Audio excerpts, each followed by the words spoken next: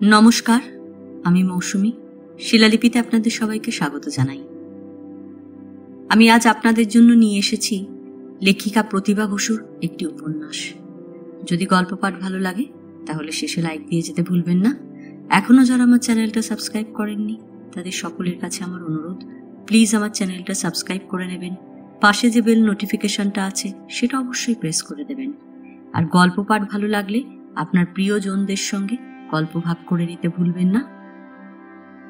চলুন শুরু করি লেখিকা প্রতিভা বসুর সমুদ্র হৃদয়, পর্ব 1।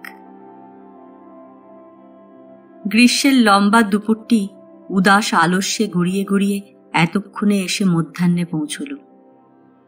সূর্যের প্রচণ্ড যৌবন দাবদাহে পরিপূর্ণ হয়ে বিকীর্ণ হল পৃথিবীতে। অনেকখানি সময় যেন ঝলসে গেল সেই অসহ্য উত্তপ্ত ক্ষুধিত যৌবন স্রোতে। তারপরেই ঝিমিয়ে এলো রোদ। শুধু যাবার আগের যাই যাই বেলাটি গভীর মমতায় থমকে রইল অনেকক্ষণ। হীরের দুতির মতো প্রখর সাদা রং সূর্যাস্তের আবিরে রঙিন হয়ে উঠল। সিংহমুখ ফটক থেকে আসান মঞ্জিল পর্যন্ত সিকি মাইল জুড়ে সোজা টানা বাঁধানো রাস্তাটির দুপাশের কৃষ্ণচূড়ার মাথায় হঠাৎ যেন আগুন জ্বলে উঠল দপ করে। মঞ্জিলের মিনে করা গোল গম্বুজের লাল নীল হলদে সবুজ কাচে সেই আগুন প্রতিভাত হয়ে চোখে ধাঁধা লাগাল। গুলবাগিচার কৃত্রিম পাহাড় আর ঝর্ণার জলে স্নানরত অপূর্ব সুন্দরী নগ্ন রমণীর মার্বেল মূর্তিটি সূর্যাস্তের লালে লাল হয়ে মনে হল লজ্জা পেয়েছে। বাঁধানো রাস্তা থেকে প্রশস্ত সবুজ লনের বুক চিরে রক্তের মতো টুকটুকে সুরকি ঢালা যে অন্য রাস্তাটি ডান দিকে এলিয়ে বাঁ দিকে বেঁকে সাপের গতিতে এসে নতুন হলঘরের সবুজ মহলে ঠেকেছে, সেখানকার সোনালি লতাকাটা পেতলের কাজ করা বর্মাটিকের বিশাল দরজাটি এবার খুলে গেল আস্তে আস্তে। জানালা থেকে চন্দনগন্ধি খসখসগুলো উঠে গেল উপরে। বন্ধ খড়খড়ি দুপাশে সরে গিয়ে দেখা গেল পদ্মকাটার নকশি গ্রিলের বাহার।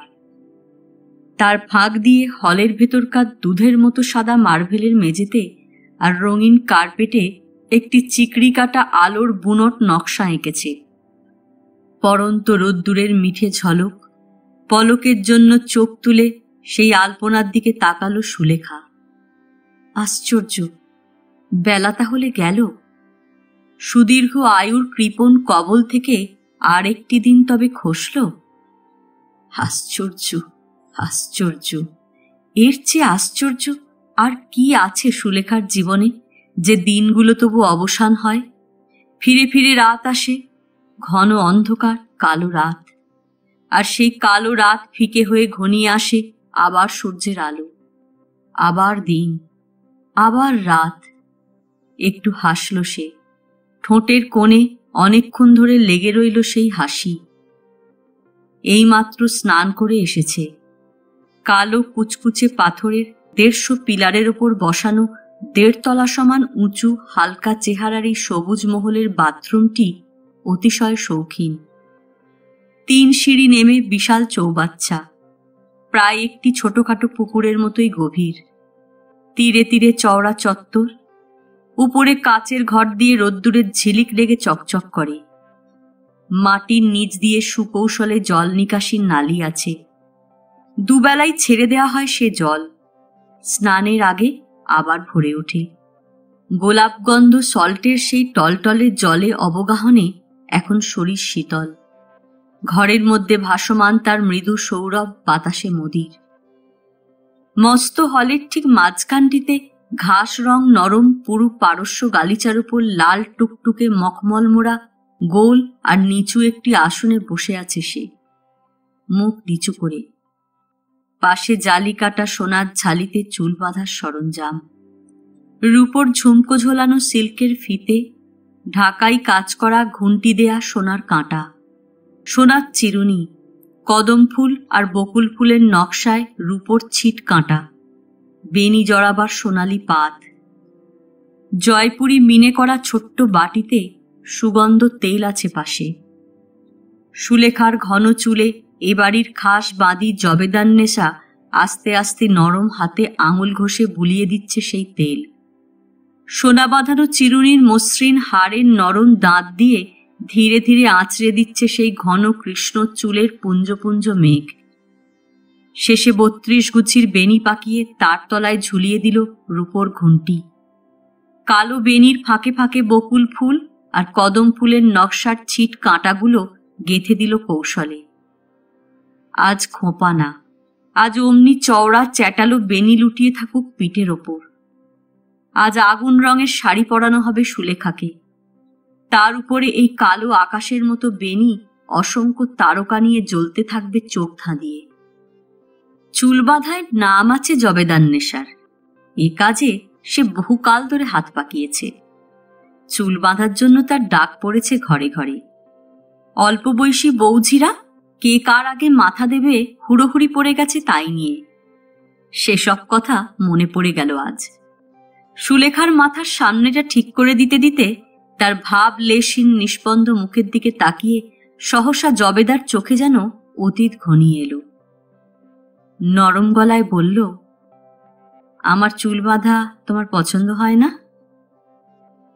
সুলেখার স্থির চোখের পল্লবে ছোট্ট একটি কম্পন উঠল, শুধু জবাব দিল না। আমিও তোমার মতো বয়সেই এ বাড়িতে এসেছিলাম। আমি তোমার মনের কথা বুঝি। সুলেখা ঢোক গিলল। ভারী সুন্দর চুল তোমার। পুরুষরা মেয়েদের চুল ভালোবাসে। অপর পক্ষ যতই নীরব থাকুক না কেন, কথা না বলে পারে না জবেদা।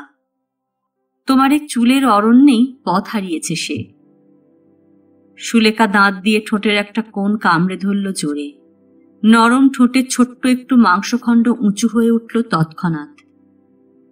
এরপরে ডাবের জলে মুখ ধুইয়ে চন্দন মাখিয়ে সেই চন্দন সিল্কের টুকরোয় আবার মুছে দিয়ে স্নেহ পদার্থ বুলিয়ে দামি পাউডারের প্রলেপে উজ্জ্বল করা হলো দেহের রং। শাহের বানুর রূপোর থালায় বসনভূষণ সাজিয়ে নিয়ে এলো কাছে। হাতে লাল পাথরের চুড়ি, কানে চুনি পান্নার ঝুমকো, গলায় 3 লহরী প্রবালের মালা পরিয়ে এদিক ওদিক ঘুরে তাকিয়ে দেখল জবেদান নেশা। তারপর সেই গয়নার সঙ্গে মিলিয়ে শাড়ি ব্লাউজ বাছা হলো। সুলতানের আসবার সময় হয়েছে, আর দেরি না। অন্ধকার নামবার আগেই 33টা ঝাড়বাতির ফোকরে ফোকরে অগুন্তি মোম জ্বালিয়ে দেওয়া হবে মাথার উপর। কাঠ গ্লাসের তীক্ষ্ণ কোনাচে কোণগুলোতে তীব্র জ্যোতি প্রতিভাত হয়ে ঝলসে দেবে ঘর। বেশিক্ষণ নয়, মাত্র 2 ঘন্টা জ্বলবে এই চর্বির বাতি। তারপরেই নিভিয়ে দিয়ে ইলেকট্রিক সুইচ টেপা হবে ঘরে।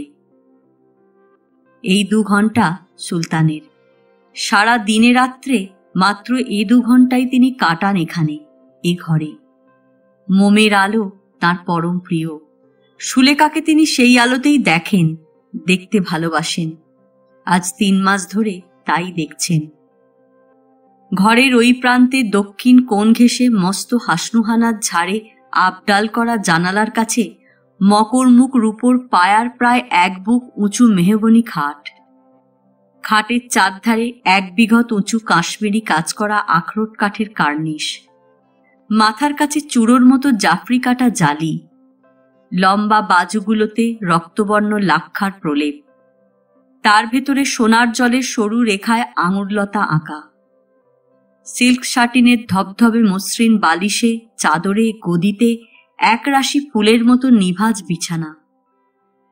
খাটের এদিকে পূব প্রান্ত ঘেঁষে যে দিকটায় দরজা দিয়ে ঢোকে, সেখানকার জানালার তলায় মোটা নরম গালিচার ওপর কোনাচে করে ছোটখাটো বসবার আয়োজন, বিলিতি প্রথায়।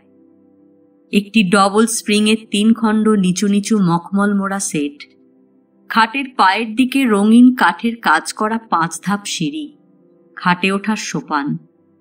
কাঁচা আম রঙের 4 দেয়ালে বড় বড় খড়খড়ির ফাঁকে ফাঁকে 4টি ফ্রেস্কো ছবি।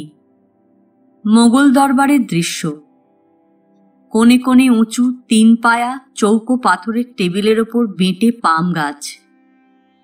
পশ্চিম প্রান্তে ড্রেসিং টেবিলের 8 ফুট লম্বা বেলজিয়ান আয়না কোনাচে করে বসানো। পাশে ঠিক সেই আকৃতিরই দুপাটে 2খানা আয়নাযুক্ত কাপড়ের আলমারি। আয়নাগুলো এমনভাবে স্থাপিত যাতে একজন মানুষ তার সমস্ত অবয়ব সামনে পিছনে দুদিকেই পরিপূর্ণভাবে দেখতে পারে। বাঁ হাতে মস্ত জানালা ঘেঁষে মার্বেল পাথরের ছোট্ট লেখার টেবিল, গদি আঁটা চেয়ার, তলায় কার্পেটহীন ঠান্ডা মেঝে। এইমাত্র একগুচ্ছ টাটকা গোলাপ রেখে গেছে পিতলের টবে, মিষ্টি গন্ধ। ঝাড়গুলো জেলে দেবার আগে প্রসাদন শেষ হলে সুলেখা এখানে এসে দাঁড়ালো পিছন ফিরে। যতদূর চোখ যায় ধুধু মাঠ, নবাব বাড়ির কার্পেটের মতো সবুজ ছাঁটা ঘাস, মাঝে মাঝে শৌখিন ফুলের কেয়ারি, লাল নীল সবুজ হলদে, যত রং পৃথিবীতে সম্ভব সব রঙের ফুল ওরা ফুটিয়েছে যত্ন করে। হোস পাইপে জল ঢেলে এইমাত্র শীতল করা হয়েছে মাঠের তপ্ত বুক। সোঁদা গন্ধ উঠে আসছে মাটি থেকে। সূর্য হেলে গেছে পশ্চিমে। ডোববার আগে জানালা গলিয়ে খানিকটা কাঁচা লাল রক্ত ছড়িয়ে দিয়ে গেল সুলেখার টেবিলে, চেয়ারে, সাদা মার্বেলের মেঝেতে। তাকিয়ে দেখতে দেখতে চোখ দুটো বড় হয়ে উঠল সুলেখার। ইস, কি লাল! আগুন না রক্ত? কি যেন ভয় পেয়ে শিহরিত আবেগে দুহাতের পাতায় মুখ ঢাকল। সিঁদুর রং শাড়ির উপর বেনি, সোনার চুমকি নিয়ে ঝকঝক করে উঠল। ঝকঝক করে উঠল কানের সাচ্চা চুনি পান্না। সারা শরীরে কম্পিত সুলেখা দেয়ালের ঠেসানে ন্যস্ত করল নিজেকে। তারপর হাঁপাতে লাগল রৌদ্রদগ্ধ কুকুরের মতো। জবেদার নেশা ছুটে এসে ধরে ফেলল তাকে। ঈষৎ ভৎসনা মেশানো গলায় বলল, হয়েছে কি বলো তো? আজ সকাল থেকেই অমন করছো কেন? হাত নামাও মুখ থেকে। এসো, ঠান্ডা হয়ে বসবে, এসো। ঘরের মাঝামাঝি হেঁটে এলো সুলেখাকে নিয়ে। একটু চুপ করে থেকে বলল, এবার আমি যাই, কেমন? রুদ্ধস্বরে সুলেখা বলল, যাও। তুমি শান্ত মনে খাটে এসে বসো। বসবো। তোমার কি শরীর খারাপ হয়েছে? না। তবে কি হয়েছে? কিছু না। মুখ গোমরা করে আছো কেন? কই না। একটু হাসতে পারো না? সুলেখার হাসিই পেল। যেতে গিয়েও ফিরে দাঁড়িয়ে জবেদা বলল, তোমার বরাত ভালো। সুলেখার চোখের কোলে টোল খেল। মাথা নেড়ে বলল, তাই তো। দেখো বাছা, যতই কাঁদো আর যতই গর্জাও, মনে মনে জেনো এ শুধু সুলতানের নেক নজর নয়, এর নাম প্রণয়, প্রেম। তোমার ওপর তার লোভের চেয়ে প্রেম বেশি। প্রেমে আসক্ত তিনি। এই প্রেমই জীবন, প্রেমই প্রাণ, প্রেমই একমাত্র সত্য। প্রেম মানুষকে ধুয়ে মুছে পবিত্র করে দেয়। যার হৃদয়ে সেই প্রেম জাগে সেও ধন্য, যার জন্য জাগে সেও ধন্য। চায় সবাই, পায় কজন? তুমি পেয়েছ, নাও, মন খারাপ করে থেকো না। না, বনের বাঘে খায় না, মনের বাঘেই খায়। সেই মনকে তুমি পোষ মানাতে চেষ্টা করো। সেই মনকে তুমি বলো, আর কেন দাপাদাপি? ঝড়ঝাপটা যা হবার তা তো হয়েছে। এখন ভেবে নাও না এ ঘরই তোমার, এ ঘরই তুমি আপন করে নাও। অসম্মান তো নেই। তাই ভাবছি। এখানে সত্যি হাসি ফুটল সুলেখার মুখে। সে হাসি যেমন কঠিন তেমনি কুটিল। শোনো লড়কি। তীক্ষ্ণ দৃষ্টিতে তাকিয়ে দেখে চোখ তেরচা করল জবেদার নেশা। বেইমানি করো না। বেইমানি করে লাভ হবে না, নিজেই জ্বলবে। ভালো করে ভেবে দেখো, সুলতান ইচ্ছে করলে তোমাকে আজ কি না করতে পারেন। সবই তার মর্জি। সুলেখা অন্যদিকে তাকিয়ে রইল। আর তাছাড়া তিনি যদি তোমাকে সেদিন না নিয়ে আসতেন এখানে, তাহলে কি হতো? কি হতো? বড় বড় সুরমা আঁকা কাজল কালো দুটি চোখ সুলেখা জিজ্ঞাসায় স্থির করল বাঁদির মুখের ওপর। না, খুব সুন্দরী নয় সে।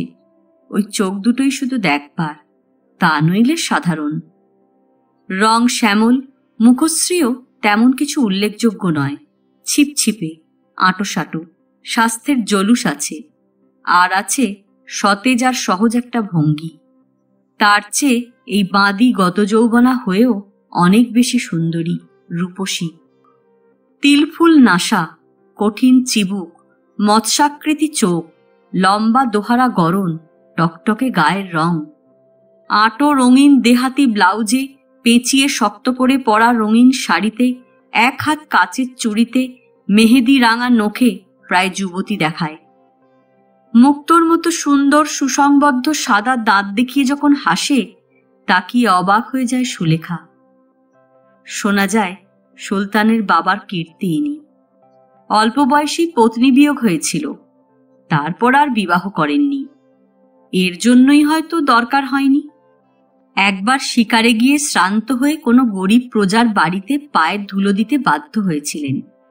সেবা যত্ন, জল ফল সবকিছুকেই ভালো লাগার সঙ্গে এটিকেও মনে ধরে গিয়েছিল। গল্পটা শাহের বানুর, সবুজ মহলের কনিষ্ঠতম বাঁদী, জবেদার সহকারী। চতুর চোখে এদিক ওদিক তাকিয়ে ঘর পরিষ্কার করতে করতে খসখসে গলায় বলেছিল সে, চোখে মুখে আক্রোশের তরঙ্গ তুলে বলেছিল, ওকে সোজা মানুষ ভাবছ তুমি? ওর কেবল মুখ মিষ্টি, মিচড়ির পানা, দিলটা গরলে ভরা। কর্তা সাহেব একটু পেয়ার করতেন বইলা দিন দুনিয়া চোখে দেখত না। অত ফষ্টি নষ্টি করলে সব পুরুষেরই মন টলে। আরে বাপু, তোর কথা আর কেনা জানে? মতি মিয়ার মাইয়া তুই, বাপের আছিলটা কি? ছনের ছাউনির তলায় ঘাড় গুঁজা থাকতি আর হেউলি পাতার মান্দুর বানাইয়া হাটে হাটে বিক্রি করতি। বাপ হইল কিষান, অথচ না ছিল জমি, না ছিল হাল। নাকি হাল চাষের হিম্মতি আছিল মতি মিয়ার? বুকের মধ্যে তো কয়েকটা পাঁজরা আর হাড্ডির ওপর একটা চামড়া। 12টা মাস খালি খকর খকর আর হাঁপির টান। জানি না, সব জানি। মাইয়া তো এক গাঁয়েরই। সে কথা যদি কও তো আমার বাপরে দেখো। বয়স হইলে হইবে কি, 7 বেটার শক্তি একটা শরীরে। তারপর তোমার গিয়া হাঁস বলো, মোরগ বলো, গাই গরু, জমা জমি কি না করছিল। আর আমার বিয়াও দিছিল ভালো ঘরে। হুট করে আওয়াজ হয় কোথায়। চমকে থেমে যায় শাহের বানু। তার সতর্ক দৃষ্টি ঘরের আনাচে কানাচে ফিরতে থাকে। হাতের কাজ দ্রুত হয়ে ওঠে। মাথা নেড়ে কপাল চাপড়ে বলে, নসিব নসিব, সকলই নসিবের খেলা দিদি, আর খোদা তাল্লাস চাতুরি। নইলে এ দেহ কম রূপ আসিল না। সেই নস্বাকটা তো তাতেই মজলো। ওই তোমার গিয়া গোলাবাড়ির নায়েবটার কথা কইতাছি। কোথায় গোলাবাড়ি আর কোথায় তার নায়েব জানবার কথা নয় সুলেখার। তবু সে শোনে, শুনতেই হয়। বলছে বলুক, বারণ করবার ইচ্ছুটুকুও কাজ করে না তার মনের মধ্যে। চুপচাপ শ্রোতা পেয়ে সাহস বেড়ে যায় শাহের বানুর। কাজকর্ম ফেলে মুখের কাছে এগিয়ে আসে সে। 2 চোখে রাগ ফুটিয়ে বলে, তখন কত ভালো ভালো কথা, কত রঙ্গ, কত রস। রশিদ কামে বাইর রইল কি বজ্জাতটা আইয়া উপস্থিত। কয় কি না, তোমার মতন মাইয়া কি রশিদের যোগ্য? ও হইল একটা চাষা। আমার লগে চলো, এক্কেরে পাটের বিবি কইরা থুমু। পাওখানা মাটিতে লামাইলে বুক পাইতা দিব। পোলাপান আসিলাম, ভুললাম। আর ভুলাইয়া ভালাইয়া শেষে কি দশাই করলো হার হাবাতের পুত। রশিদ ওদিকে তালাক দিতে চায় না। কত কাণ্ড কইরা তালাক নামা আদায় কইরা আইসা দেখি, ও মা, কোথায় ওর নাগায় সুরমা চোখে বেহস্তের হুড়ি হইয়া দিন কাটামু তা তো নয়। 2 মাস যাইতে না যাইতে কয় কিনা, অত শুইয়া বইসা সাইজা গুইজা দিন কাটাইলেই চলবো না। ক্ষেত খামার আছে, উঠানে ধান পান আইছে, এইসব দেখতে হইব, শুনতে হইব, উঠতে হইব, ভানতে হইব। শুনছো কথা? তার উপরে জন্মজুর খাটছে কত, তাদের ভাত সিদ্ধ করতে হইব না? ধুত্তরিত ধান ভাঙা ঢেঁকি কোটা আর পাতিল পাতিল পান্তা আর গরম। অত খানা খিদমত আমার দ্বারা হইব না। এক কথায় 2 কথায় শেষে ঝগড়া, তারপর মারামারি। আর তারপর তো দেখছই এই পুরীতে আইয়া পৌঁছাইছি। না, বেইমানি করুন না, আসি ভালোই। সুলেখার নীরব মুখের দিকে তাকিয়ে চোখ মটকায় শাহের বানু। বুড়ো নাসের আলীর বিবি যেইবার 3 দিনের ওলা ওঠায় কবর লইল, আমিও আইসা বহা লইলাম। এই বাড়ির খাইয়া পয়রাই তো নাসের আলী মানুষ হইছে। 2-4 ফোঁটা রক্ত গায়ে আসে এখানকার। মিথ্যা কথা কমো না, মানুষটা ভালোই আসিল। বুড়া হইলেও অশক্ত আসিল না, রাখছিল সুখেই। ওই যে দূরে হাইলাকান্দি গম্বুজ দেখা যায়, ওই হেনে আসিলাম। মাইজা বিবির দাসী আসিলাম আগে। জবেদার তখন দিনের মতো দিল, কি দেমাক! এদিকে তাকাইলে ফাইটা যায়, ওদিকে তাকাইলে ফাইটা যায়। আরে বাপু, এটা কেন বুঝছো না যে দাসী দাসী? আমিও দাসী, তুইও দাসী। তুই না হয় সুলতানের বাপের দাসী, আর আমি না হয় দাসী ঠিকই, জবেদা এখানকার খাস দাসী, কিন্তু প্রতাপে তার রানীর দখল। শাহের বানু যাই বলুক, জবেদার সঙ্গে তার কোনো দিক থেকেই কোনো তুলনা হয় না, না চরিত্রে না চেহারায়। সুলতানের বাবা একে বিবাহের মর্যাদা দেননি বটে, কিন্তু নিজের মাতৃহীন সন্তানকে সঁপে দিয়ে মাতৃত্বের মর্যাদা দিয়েছিলেন। 6 বছর বয়স থেকে এই সুলতানকে জবেদার নিজের বুকের ক্ষুদিত মাতৃত্বের সমস্ত স্নেহ দিয়ে মানুষ করেছে। সুলতানের বিপত্নিক পিতার প্রতিও একদিনের তরে এতটুকু অবিশ্বস্ত হয়নি সে। গরিবের ঘর থেকে এলেও মনের কোনোখানে দারিদ্র্য ছিল না। সুলতানের পিতার প্রণয়ের অযোগ্য ছিল না। আক্তার সাহেব সম্মান করতেন তাকে, সুখে রাখতেন। সেই সুখভোগের জন্য সেও কৃতজ্ঞ ছিল। ছেলে মানুষ করার দাসী হিসেবেই এসেছিল। আক্তার আমের জবেদার দরিদ্র পিতাকে তার মেয়ের বিনিময়ে পাকা কোঠা করিয়ে দিয়েছিলেন, প্রচুর টাকাও ইনাম দিয়েছিলেন। বলতে গেলে মতি মিয়া নবাবের কাছেই বিক্রি করেছিল মেয়েকে। কিন্তু আক্তার সাহেব জুলুমবাজ ছিলেন না, লোভী ছিলেন না, বরং ধর্মভীরু মানুষ বলেই খ্যাতি ছিল তাঁর। জবেদাকে দেখে যতই মজুন, জোর জবরদস্তি কখনোই করতেন না যদি মতি মিয়ার অমত থাকত। প্রকৃতপক্ষে মতি মিয়াই টাকার লোভে ঠেলে পাঠিয়ে দিল মেয়েকে।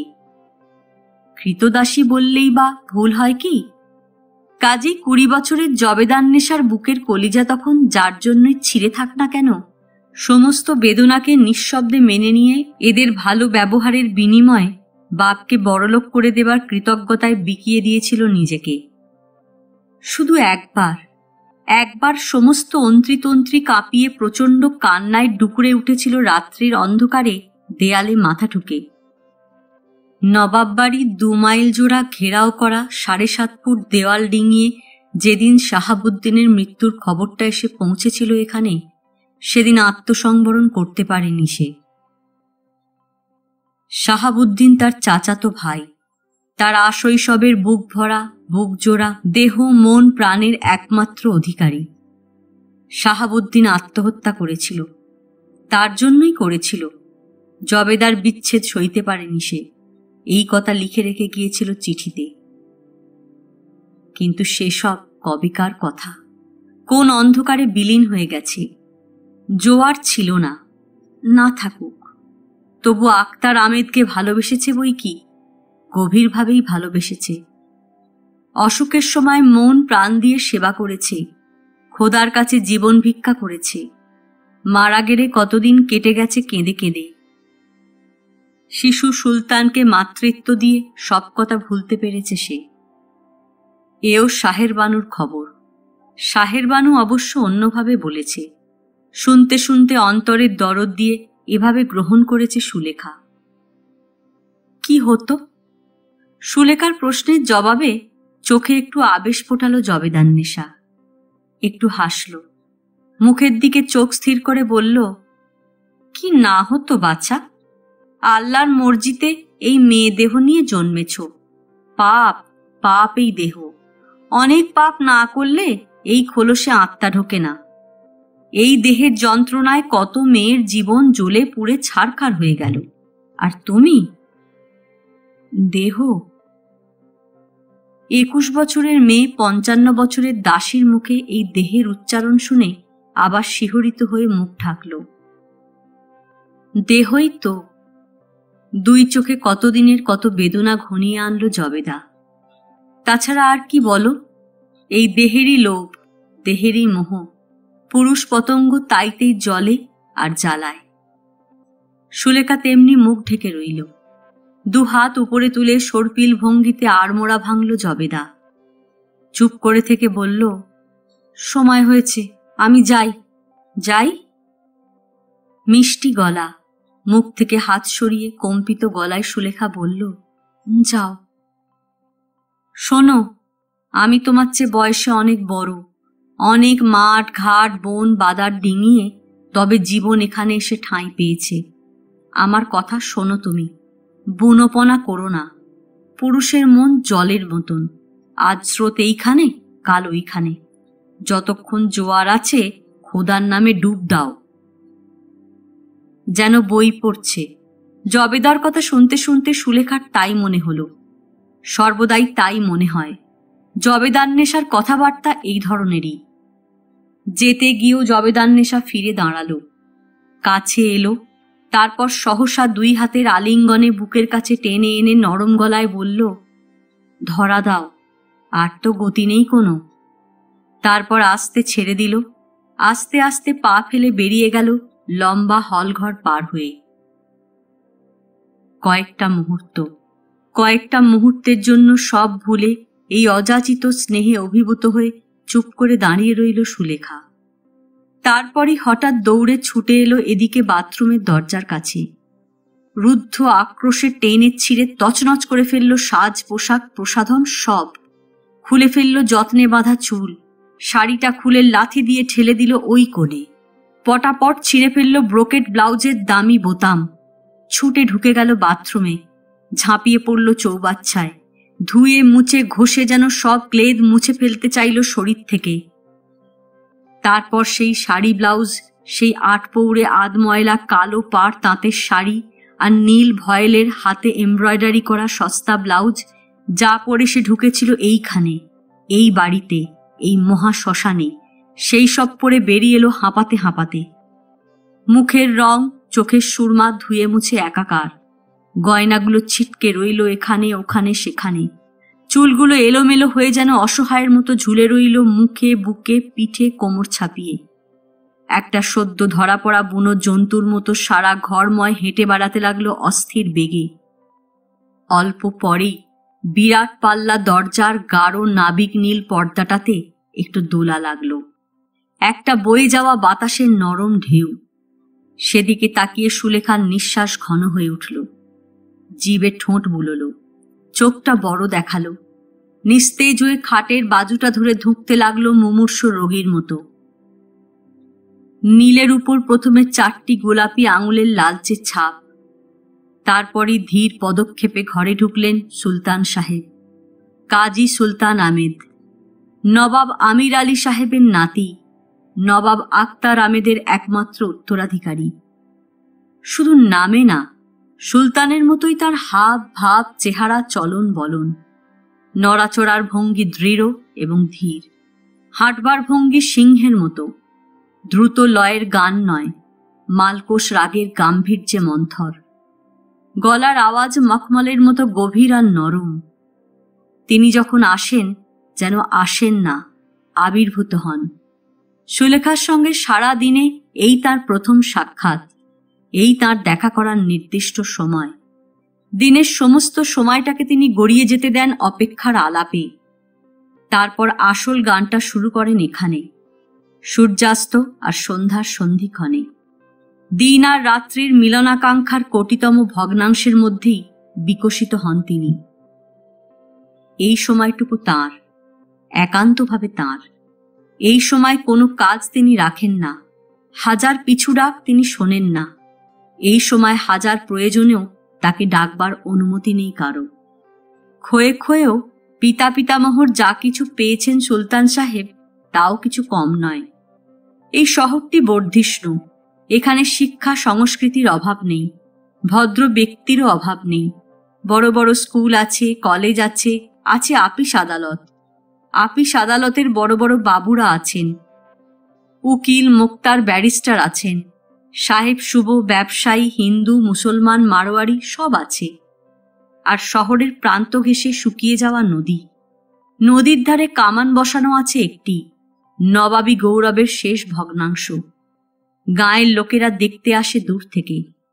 কামানটি ঘিরে নানা ঐতিহাসিক গল্প রচনা করে, তারপর ভক্তিভরে পুজো দিয়ে চলে যায়। শহরের 1/3 জুড়ে নবাবদের বিশাল ঐশ্বর্যের অগণিত স্মৃতি। নদীর ধার ঘেঁষে ইসলাম বাজারের বিরাট কাশ্মীরি ফটকের ভেতরে 2 মাইল জোড়া বাজার আর বস্তি আছে। তাছাড়া নবাবকান্দি, বংশীপুর, সর্দারপাড়া, হুসনি দালান ইত্যাদির একচ্ছত্র মালিক এই সুলতান আহমেদ। গোড়ার মাঠের পশ্চিম প্রান্ত জুড়ে বিরাট নবাব বাড়িটি এখনো বিদেশি লোকের বিস্ময় উদ্রেক করে দাঁড়িয়ে আছে তার পুরাকালের ভাস্কর্য দেখে নিয়ে। এখানকার গুলবাগিচা, জলপ্রপাত, গরমকালে শীতল থাকবার জন্য চিকন পাটির বাড়ি, পাথর বসানো ময়ূর সিংহাসন, আম দরবার, খাস দরবার সবই দেখবার যোগ্য। আসান মঞ্জিলের কারুকার্য দেখে কত লোক এখনো হাঁ করে দাঁড়িয়ে থাকে। বাইরে থেকে কেউ এই শহরে বেড়াতে এলে গেট পাস জোগাড় করে নবাব বাড়ি দেখতে আসে। বলতে গেলে নবাব সুলতান আহমেদ এই জেলার প্রভু। শহরের অর্ধেক অধিবাসী তার অঙ্গুলি হেলনের দাস। এই সব কর্তৃত্ব নিয়ে সমস্ত দিন তিনি ব্যস্ত, ব্যাকুল, অস্থির। শুধু এই সময়টুকুতে তিনি কারও নন, শুধু নিজের। এই তাঁর অবকাশ। তিনি যখন আসেন, তাঁর সুগন্ধি জলে স্নাত সুদীর্ঘ শরীরের পায়ের পাতা পর্যন্ত ঢাকা লম্বা রেশম গাত্রবাস থেকে অদ্ভুত একটু মৃদু আর মধুর সৌরভ ভাসতে থাকে ঘরের মধ্যে। গাঢ় সবুজ কচি পাতায় ঘেরা তক্ষুনি ছেঁড়া একটি রক্তগোলাপ থাকে তার বাঁ হাতের 3টি আঙুলের ফাঁকে। এসেই জালি কাটা আখরোট কাঠের গোল টেবিলের ওপর সেটি আস্তে শুইয়ে দেন। মাঝে মাঝে তোলেন, গন্ধ নেন, আবার রেখে দেন। তারপর যাবার সময় ফেলে যান সেটি। আরও একটা জিনিস ফেলে যান, অভিনব উপায়ে গাঁথা ছোট্ট একটি বকুল ফুলের মোটা মালা। যতক্ষণ থাকেন হাতের মণিবন্ধে বালার মতো জড়িয়ে রাখেন। যখন চলে যান পড়ে থাকে গোলাপটির পাশে। তার গন্ধর্বের মতো অস্বাভাবিক সুন্দর চেহারায় থাকে গভীর ক্লান্তির পরে মধুর অবসাদের একটি সূক্ষ্ম শিথিলতা। বড় বড় কালো 2 চোখে আত্মসমর্পণের নম্রতা। পাশে মোমের হলদেটে আলোর তলায় যখন এসে তিনি নরম সোফার নরম আরামে রাজকীয় ভঙ্গিতে শরীরটাকে ঈষৎ এলিয়ে দিয়ে বসেন, তখন তাঁর দিকে তাকিয়ে তাকে নরপিশাচ ভাবতে অবাক লাগে। এমনকি কখনো কখনো সন্দেহ পর্যন্ত হয় যে এই লোকই সেই লোক কিনা, যার সীমাহীন নিষ্ঠুরতায়, অধৈর্যহীন কুচক্রে কতবার এই শহর রক্তবন্যায় ভাসল, কত সংসার ধ্বংস হয়ে গেল, কত প্রাণ বলি হল, আর কত মেয়ের পবিত্র জীবন নরকের কর্দমে কর্দমাক্ত হল। খুব ছেলেবেলাকার একটা ধুধু স্মৃতি আজ মনে পড়ছে সুলেখার। মুছে যাওয়া ছবি, তবু মোছেনি। একটি বালক স্পষ্ট হয়ে উঠে আসছে সেই ছবিতে। বৃদ্ধ নবাব আমির আলী সাহেবের সঙ্গে মাঝে মাঝেই যে বালক রঙিন জামা গায়ে দিয়ে লাল টুকটুকে জরির নাগড়া পায়ে পড়ে বেড়াতে আসতো তাদের বাড়ি। টানা টানা স্বপ্নের মতো 2 চোখ তুলে সে তাকাত। তার কুচকুচে কালো পশমের মতো লম্বা চুলের গুচ্ছ কপাল বেয়ে চোখের পলক ছুঁয়ে নুয়ে আসত। শুধু সেই বালকটিই নয়, বৃদ্ধ নবাব আমির আলী সাহেবকেও আজ মনে পড়ছে সুলেখার। কোনো ক্রিয়াকর্ম উৎসব হলেই নবাব সাহেব নিজে ফিটন হাঁকিয়ে তাদের কমলাপুরের বাড়ির দরজায় এসে থামতেন। রাস্তায় ভিড় জমে যেত তাকে দেখবার জন্য। দাদু ছুটে যেতেন গেটের কাছে, একটু নামবার জন্য অনুরোধ করতেন। গাড়ি থেকে ঝুড়ি ঝুড়ি ফল নামতো, ফুল নামতো হাঁড়ি হাঁড়ি মিষ্টি। ঝি চাকরেরা বয়ে নিয়ে যেত। নবাব সাহেবের ভাতিজা মেহের আলী থাকতো সঙ্গে, ফর্সা আর রোগা একটি ছেলে। তার হাতে গোলাপি রং মখমলের থলি ভর্তি টাকা থাকত। তা থেকে প্রত্যেক ঝি চাকরকে 10টা করে রূপোর টাকা বকশিস দেওয়া হতো। নবাব সাহেব কখনো নামতেন, কখনো নামতেন না। পুরনো চাকর গোবিন্দদা ওইখানেই ছুটে যেত রূপোর হুঁকোয় মিষ্টি তামাক ভরে নিয়ে। গাড়িতে বসেই নবাব সাহেব লম্বা নলটা মুখে ছোঁয়াতেন। বুড়ি দাই সদুর মা কাচের প্লেটে ফল মিষ্টি নিয়ে গিয়ে খাবার জন্য সাদাসাদি করত বালকটিকে। লজ্জায় সে নবাব সাহেবের বুকের মধ্যে মুখ লুকিয়ে থাকত, কিছুতেই খেত না। নবাব সাহেব হাসতেন আর বলতেন, ভারী শরম, খানা পিনা নিয়ে ভাইয়ার আমার বহুত শরম আছে। যে উৎসব উপলক্ষেই তিনি আসুন না কেন, তার আশাটাই সেদিনকার মতো বড় উৎসব হয়ে উঠত। সুলেখার বাবা এসে দাঁড়াতেন লাজুক মুখে, সুলেখার জ্যাঠামশাই এসে দাঁড়াতেন, চাকর বাকর, আমলা ফয়লা, ছেলে পুলে সব এসে ঘিরে দাঁড়াত। বাড়ির ভেতরে ফিস ফিস উঠত, নবাব সাহেব, নবাব সাহেব। উঁকি ঝুঁকির ধুম লেগে যেত। ভালো ফ্রক গায়ে দিয়ে বাবার গা ঘেঁষে সুলেখাও এসে দাঁড়াতো বই কি। মন্ত্রমুগ্ধের মতো অপলক তাকিয়ে থাকত। ভীষণ ভালো লাগতো সেই বৃদ্ধ আর তার নাতিকে। বইয়ের পাতায় দেখা কোনো ছবির কথা মনে পড়ে যেত। হাত বাড়িয়ে নবাব সাহেব তাকে গাড়ির মধ্যে তুলে নিতেন। দেবদূতের মতো সাদা আর লম্বা, রেশমি, কোমল, সুগন্ধ দাড়ি ভরা গালে গাল ঠেকিয়ে আদর করতেন। পাশে বসে থাকা বালকটির চোখ টলটল করত খুশিতে। কথা না বললেও দুটি শিশুর মধ্যে একটা সম্বন্ধ স্থাপিত হয়ে যেত। সব ভুলে যাওয়া দিন, ভুলে থাকা ছবি, একটি ছোট্ট মেয়ের অবোধ হৃদয়ের আঁকিবুকি, কালের প্রলেপে কবি মনের সেই দাগ কখন যে মুছে গিয়েছিল তা পর্যন্ত মনে নেই। বড় হতে হতে আরো কত দাগ রেখা ফেলল, কত দাগ নিশ্চিহ্ন হলো, তাই কি মনে আছে? তবু কি আশ্চর্য, এখানে আসার পর থেকে এই লোকটার মুখের দিকে চোখ পড়লেই হৃদয়ের কোন গভীর স্তর থেকে ধীরে ধীরে উঠে আসে সেই ছবি, সেই সব দিন, ভুলে যাওয়া, ভুলে থাকা সেই বালকের অস্পষ্ট মুখ। সুলেখা স্তব্ধ হয়ে যায়, মনে মনে মিল খোঁজে। মিল, এর সঙ্গে তার মিল। অবশ্য বড় হতে হতে কিসের সঙ্গেই বা কি মিল সে খুঁজে পেয়েছে। শুধু চলার রাস্তাটা ক্রমেই কঠিন হয়ে উঠেছে। কাঁটা বিঁধেছে পায়ে, কাঁকড় ফুটেছে। কেবলই একটার পর একটা ঘটে যাওয়া ঘটনা মাত্র। দাদুর মৃত্যুটাও কি সেই ঘটনারই একটা তুচ্ছ অংশ মাত্র নয়? তাছাড়া আর কি? স্পষ্ট মনে আছে 6 ফুট লম্বা মস্ত মানুষটিকে। গায়ের রং কালো, দেহ বলিষ্ঠ, মুখশ্রী অতি সুন্দর, অন্তত সুলেখার চোখে। হৃদয় যত কোমল তত দরাজ। এই ঐশ্বর্য নিয়ে নবাবগঞ্জের বিখ্যাত উকিল ভুবনমোহন তালুকদার একদিন তো চোখ বুঝলেন। রাত দিন যিনি মাথার জোরে হয়কে নয় করেছেন, মৃত্যুর সঙ্গে পারলেন কি পাঞ্জা কষতে? সুলেখা তখন কতটুকু মনে পড়ে না। দাদুর হাঁটুর একটু উপরে তার মাথা। কোকিল কালো পাড়ের নম্বরী ধুতির পরিপাটি কোঁচার খুঁটটা ধরে সে দাদুর মুখের দিকে তাকাত। প্রত্যেক দিন বিকেলে নদীর ধারে হাঁটতে যেতেন তিনি। তাদের কমলাপুরের বাড়ি থেকে নদীর ধার বড় কম রাস্তা নয়। গোড়ার মাঠ পার হয়ে, রেল লাইন পার হয়ে, নবাবকান্দি ইসলামবাজারের মধ্যে দিয়ে তবে নদীর ধারে পৌঁছানো যেত। আবদার করে মাঝে মাঝে সেও যেত দাদুর সঙ্গে। সেদিন দাদু ঘোড়ার গাড়ি নিতেন। সুলেখা কি অত হাঁটতে পারে? আর ঘোড়ার গাড়ি নেয়া মানেই সব্বাইকে নেয়া। না, সে বেড়ানো ভালো লাগতো না সুলেখার। তার গাড়ি ইচ্ছে করতো না, সব্বাইয়ের সঙ্গ ইচ্ছে করতো না। ইচ্ছে করতো দাদুর আঙুল ধরে হেঁটে হেঁটে সারা শহর পেরিয়ে নদীর ধারে যেতে। শুধু কামানটার কাছেই নয়, নদীর ঘাটের নৌকো বাঁধা ঢালু পাড়িতে দাঁড়িয়ে থাকতে ইচ্ছে করতো তার। বিকেলের ঠান্ডা জলে কুলকুল শব্দ উঠত বাতাসে। নৌকোগুলো হাঁসের হাঁটার মতো একটু একটু দুলতো বাঁধা অবস্থায়। ইচ্ছে করতো সারাক্ষণ সেখানে বসে থাকতে। সেই ইচ্ছে পূরণ করা শক্ত ছিল। তারই না হয় একটা দাদু, কিন্তু দাদুর তো আরো নাতি নাতনি আছে, ভালোবাসা আছে, কর্তব্য আছে। তবু সে জানে দাদু তাকেই ভালোবাসতেন বেশি।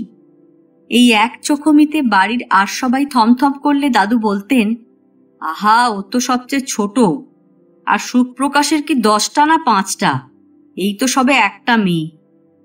আর সেই অচিলায় আদরের মাত্রাটা অনেক সময় মাত্রা ছাড়িয়ে যেত।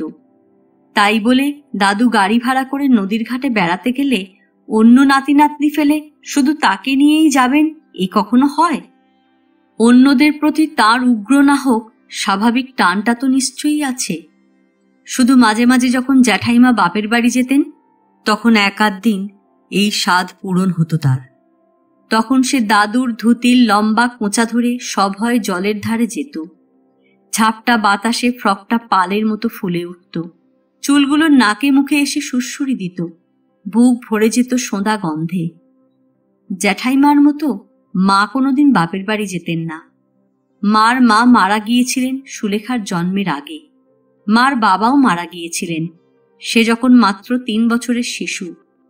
মাই দাদামশায়ের একমাত্র সন্তান, কাজেই ভাইয়ের বাড়ি যাবারও কোনো প্রশ্ন ছিল না। কেবল দাদামশায়ের সুরি লেনের বাড়িটায় মাঝে মাঝে বেড়াতে যেতেন এক কাকিমার কাছে। বাড়িটা উত্তরাধিকার সূত্রে মাই পেয়েছিলেন। মাই তারই কাকাকে অন্য বাড়িতে ভাড়া না গুনে এই বাড়িতে এসে থাকতে অনুরোধ করেছিলেন। তবু তো বাড়িটাতে একটা বাপের বাড়ির লোক থাকবে। শৈশবের শত স্মৃতি বিজড়িত ঘরগুলোতে নিঃস্ব পরেরা ঘুরে বেড়াবে না। মারও একটা যাওয়ার জায়গা হবে। সেই কাকা কাকিমাকে মনে আছে সুলেখার। মার বাবার দুঃসম্পর্কের ভাই, শিক্ষিত মার্জিত চমৎকার ভদ্রলোক। সুলেখার মার সঙ্গে ঠিক নিজের কাকার মতোই ব্যবহার করতেন। জামাইকে যথারীতি আদর আপ্যায়ন করতেন, আর নাতনিকে মানে তাকে বউ বলে ডেকে দারুণ জ্বালাতেন। ভদ্রলোকের বয়স কম ছিল, বাবার চেয়ে সামান্য বড়। সম্পর্ক মধুর, প্রায় বন্ধু ছিলেন জামাই আর খুড়শ্বশুর। মার কোনো বাপের বাড়ি না থাকায় জন্মাবধি একদিনও সুলেখাকে ঠাকুমা দাদুকে ছেড়ে কোথাও যেতে হয়নি। জ্যাঠাইমা যখন সব ছেলে মেয়ে নিয়ে 3-4 মাস করে বাপের বাড়ি থাকতেন গিয়ে, সে তখন দাদু ঠাকুমার শূন্য কোল দখল করে একলা একেশ্বরী। তাই হয়তো সকলের চেয়ে বেশি নিবিড় হয়ে উঠেছিল দাদু নাতনির সম্বন্ধটা। কে জানে। একদিন সন্ধ্যাবেলা বেরিয়ে ফিরে এসে হাত মুখ ধুয়ে সন্ধ্যা আহ্নিক করতে বসলেন দাদু। রোজের মতো সুলেখাও তার ঠাকুমার তৈরি মস্ত ন্যাকড়ার পুতুল মেয়েটাকে নিয়ে পা ছুড়িয়ে ঘুম পাড়াতে বসল। বাড়িটা একেবারে নির্জন ছিল সেদিন। শুধু সে নিজে, ঠাকুমা আর মা। জ্যাঠামশাই দেশে গিয়েছিলেন দাদুর সৎ ভাই আর ভাইপোদের সঙ্গে সম্পত্তি নিয়ে ঝগড়া করতে। জ্যাঠামশাই বিষয়ী লোক, দাদুর মতোও নন, বাবার মতোও নন। দাদু উকিল হলে হবে কি, বিবেক তার সোজা। পেশাটা যাই হোক, মানুষটি সোনা। কোনো লোভ ছিল না তাঁর। এক জীবনে বিত্ত তিনি কম করেননি, কিন্তু তাই বলে আসক্তি ছিল না। বাবাও ঠিক তেমনিই ছিলেন। উদাস মানুষ, একটু লাজুক, স্বল্পভাষী, শান্তিপ্রিয়। জ্যাঠামশাই স্বভাব আবার তেমনি উগ্র আর স্বার্থপর। কোথায় ভাগে একরত্তি কম পড়ল এই চিন্তাতেই তিনি অধীর। কদিন থেকেই দেশে গিয়ে সমস্ত সম্পত্তি বন্টন করবেন এই তালে ছিলেন। সম্পত্তির মধ্যে অবশ্যই একখানা ভাঙা পাকা দালান, কিছু বাসন আর কিছু কাঁঠাল কাঠের পিঁড়ি। কোথা থেকে শুনে এসেছেন অভাবে পড়ে ওরা নাকি বিক্রি করে দিচ্ছেন সব। আর যাবে কোথায়? অমনি জ্যাঠামশাইয়ের বুকটা ফেটে গেল। চাদর কাঁধে ছুটলেন তিনি ফয়সালা করতে। ভ্রুকুটি করে দাদু বললেন, এসব আমি পছন্দ করি না। তোমার কাকা অভাবগ্রস্ত, তার ছেলেরাও কেউ তেমন উপযুক্ত হয়নি। তাদের সঙ্গে সামান্য কয়েকটা ইট কাঠ নিয়ে ভাগাভাগি করতে যাওয়া অত্যন্ত গর্হিত। ঠাকুমার মুখের কাছে আস্ফালন করে ঘরের ভেতর দাঁড়িয়ে অস্পষ্ট স্বরে জ্যাঠামশাই বললেন, ভাগাভাগি না করাটাই গর্হিত। এই কাকা আর কাকার মাই একদিন বাবাকে বার করে দিয়েছিলেন বাড়ি থেকে। এই কথাটা অবশ্যই দাদু শুনতে পেলেন না। বারান্দায় বসেছিলেন তিনি। ঠাকুমা বললেন, সে কোন জন্মেকার কথা, ওরকম ঝগড়াঝাটি অনেকই হয়। তাই বলে তোর ঠাকুমাকে কি তোর বাবা কোনোদিন অসম্মান করেছে? বুড়ো হয়ে তো এই ছেলের হাতেই গেলেন। এই সৎ ছেলেই সংসারটা টানল। আজ না হয় তার ছেলে 3টি টুকটাক কিছু করছে, কিন্তু ঠাকুরপো তো একেবারে ঘর ধরা মানুষ, সারাটা জীবন শুয়ে বসে কাটিয়ে দিল। বাবা ছিলেন ঘরে, কাজের থেকে মুখ তুলে বললেন, তাও অবস্থা ওদের নিতান্ত খারাপ। কি নিয়ে তুমি ঝগড়া করবে? সে ভারী লজ্জার। নে নে থাম, বেশি ইয়ে দেখাস নে, চটে উঠলেন জ্যাঠামশাই। ঠাকুমা বললেন, থামবে কেন? দুটো কাঁঠাল কাঠের পিঁড়ি আর কয়েকটা ঘটিবাটি টেনে এনে তোর কি মোক্ষ লাভ হবে শুনি? ভগবানের ইচ্ছায় তোদেরকে কিছু কম আছে? জ্যাঠামশাই বললেন, দেখো মা, কম বেশির কথা নয়, ন্যায্য পাওনার কথা। সম্পত্তি আমার ঠাকুরদার, ওদেরও যতটুকু, আমাদেরও তার চেয়ে এক চুল কম নয়। ভাগের একটা খড়কুটো আমি ছাড়ব না। এই বলে তিনি রাগে গড়গড় করতে করতে নদীর ঘাটে গিয়ে গহনার নৌকোয় চড়ে বসতেন। আর জ্যাঠামশাই যাবার পরের দিনই বাবার একটা চাকরির চিঠি এলো কলকাতা থেকে। ঠাকুমা কপালের দইয়ের ফোঁটা দিয়ে শুভ যাত্রা করালেন ছেলেকে। জ্যাঠাইমা অনেক আগেই শরীর খারাপ বলে বাপের বাড়ি গিয়েছিলেন। পিসি দুজনও যার যার শ্বশুর বাড়ি ছিলেন। সুতরাং সেই সন্ধ্যায় যেদিন আহ্নিক করতে করতে হঠাৎ কেমন করে উঠলেন দাদু, নিজের সন্তানরা কেউ ছিল না বাড়িতে। সুলেখা কাছে বসেছিল বলে প্রথমটায় সুলেখাই টের পেয়ে আঁতকে উঠেছিল। মৃত্যু কি, কেমন বস্তু? মৃত্যু নামে আদৌ কোনো অস্তিত্ব জগৎ সংসারে বিরাজমান কিনা, এটা একটা 6-7 বছরের নতুন মানুষের জানবার কথা নয়। তবু সে কেঁদে উঠেছিল জোরে। কি ভেবে কেঁদেছিল, কেন কেঁদেছিল, এখন আর মনে পড়ে না তেমন করে, কিন্তু তার স্মৃতিটা জ্বলন্ত রেখায় আঁকা হয়ে আছে বুকের মধ্যে। তার চিৎকারে আকৃষ্ট হয়েই মা আর ঠাকুমা দৌড়ে এসেছিলেন। এসেই তাদের অভিজ্ঞ মন দিয়ে বুঝে ফেলেছিলেন ব্যাপারটা। ঠাকুমা আছাড় খেয়ে পড়লেন, মা ডুকরে উঠলেন শাড়ির আঁচল মুখ ঢেকে। দাদুকে জড়িয়ে ধরে কাঁদছিল সুলেখা। থেকে থেকে কেঁপে উঠছিলেন দাদু। পরে শুনেছে এটাই মৃত্যুর আগে শেষ পরোয়ানা। চোখ দুটো এত বড় হয়ে বেরিয়ে আসছিল, যেন কি বলতে চেয়েছিলেন পারেননি। প্রদীপ জ্বলছিল ঘরে। তার স্বল্পালোকে কোলের পুতুলটাকে চাপড়ে চাপড়ে ঘুম পাড়াতে পাড়াতে সুলেখা তাকিয়ে বলেছিল, আজ তুমি কত পুজো করবে দাদু? দাদু জবাব দেননি, দিতে পারেননি। দাদুর দেহ এলিয়ে পড়েছিল আস্তে আস্তে। সুলেখার বুকটা যেন হঠাৎ ঝাঁকুনি খেয়ে বন্ধ হয়ে যাবার মতো হলো। চমকে উঠল একটা অদ্ভুত যন্ত্রণার অনুভূতিতে। তখনও হেঁচকি টানেননি দাদু, শুধু ঘুমের মতো ঝিমিয়ে যাচ্ছিলেন, হালকা হয়ে যাচ্ছিলেন। ভয়ে সারা শরীরে হিমবিদ্যুৎ খেলে গেল। কেন ভয় কে জানে। মনে হলো সে দেখতে পাচ্ছে না বটে, তবু যেন কেউ এসেছে ঘরে, যেন কার উপস্থিতিতে থমথম করছে ঘরটা। কে কে এসেছে? সামনে পিছনে পাশে, কোথায় কোথায়? চারদিক তাকিয়ে ভয়ার্ত বিকৃত গলায় কেঁদে উঠল সে। তার অবোধ মন তাকে বলে দিল আর রক্ষা নেই, সে এসে গেছে। এই অস্তিত্বহীন অদৃশ্য মানুষ এখন দাদুর কাছে একমাত্র সত্য। এই রকমই হয়, এমনি করেই নিতে আসে সবাইকে। দাদুকে শক্ত করে জড়িয়ে ধরল সে। তার ছোট্ট শরীরের ওপর ঢলে পড়ল দাদুর মৃতদেহ। আজ এ পর্যন্তই। উপন্যাসের দ্বিতীয় পর্ব নিয়ে অন্যদিন আসব। গল্প পাঠ ভালো লাগলে লাইক, শেয়ার, কমেন্টস করতে ভুলবেন না। আজকের মতো নমস্কার।